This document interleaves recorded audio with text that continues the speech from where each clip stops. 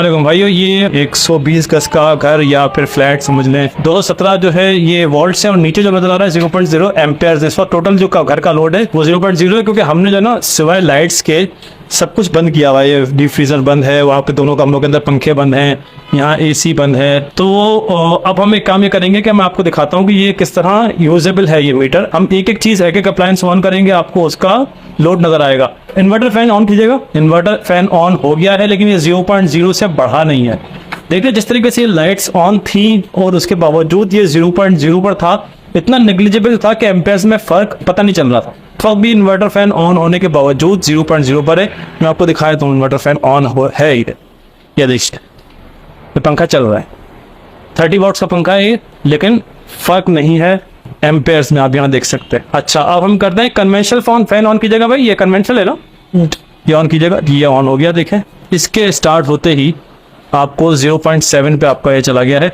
अब मैं आपको एक काम करता हूँ, डीप फ्रीजर ऑन कीजिएगा। हमने डीप फ्रीजर पुराना है, ये ऑफ कर दिया था देखने के लिए क्या हिसाब किताब। देखिए डीप फ्रीजर ऑन होते ही देखिएगा कि कितने पे चला जाता है। देखें 0.7 से 1.9 पे चला गया, 1.2 एम्पेयर का फर्क आया, बल्कि इनफैक्ट 2.1 पे चला गया। देखते हैं आप। आज हम एक काम करते हैं, हम 2.1 पे अब हम माइक्रोवेव ऑन करवाते हैं। माइक्रोवेव ऑन कीजिएगा जरा। ठीक है, माइक्रोवेव ऑन होते ही ये 4.1 पे चला गया। एक एक चीज का आपको 7.3 पे चला गया, इनफैक्ट 7.3 पे गया, 7.2 पे गया। ये माइक्रोवेव किया ऐसे। माइक्रोवेव बंद कीजिएगा भाई। माइक्रोवेव बंद होते ही 2.1 पे आ गया, यानी कि 5 एम्पेयर्स लेना था माइक्रोवेव। आप समझ सकते हैं कितनी बिजली लेता है।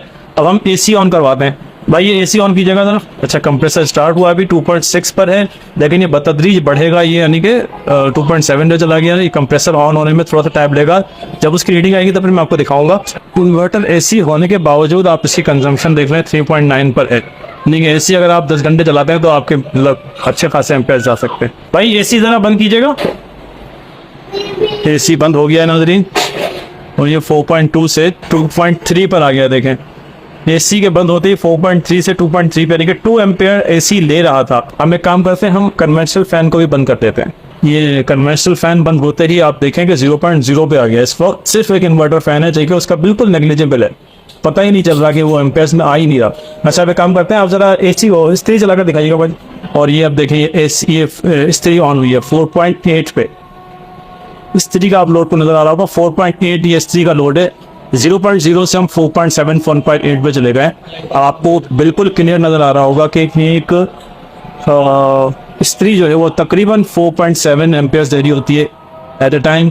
उसके बाद डिफ्रीजर तकरीबन प्रार डिफ्रीजर जो है वो 2.2 एम्पेयर ले रहा होता है। और जो आपका इन्वर्टर एसी है वो भी तकरीबन 2 एम्पेयर ले रहा होता है। ये टोटल दास्तान है भाई। तो ये मीटर प्लीज अपने अपने घरों में लगवा लें, बड़ी सिंपल सी चीज़ है, आपको खुद नज़र आ जाता है, आप तो खुद मॉनिटर कर सकते हैं, आपको किसी को समझाने की ज़रूरत नहीं है। बेगम साहब आपको खुद समझ में आ जाएगा। दूसरी बात हमने ये समझी है कि भाई इन्वर्टर फैन जो है ना वो वक्त की ज़रूरत है भाई, यानी कि इस वक्त हम इन्वर्टर फैन के थ्रू जितना एफिशिएंटली आप अपने बिजली के बिल को मैनेज कर सकते हैं और किसी चीज़ से नहीं कर सकते। तो दैट्स इट भाई। बस बात ये है कि टेक्नोलॉजी को अपनाएं भाई, एफिशिएंट हो जाए।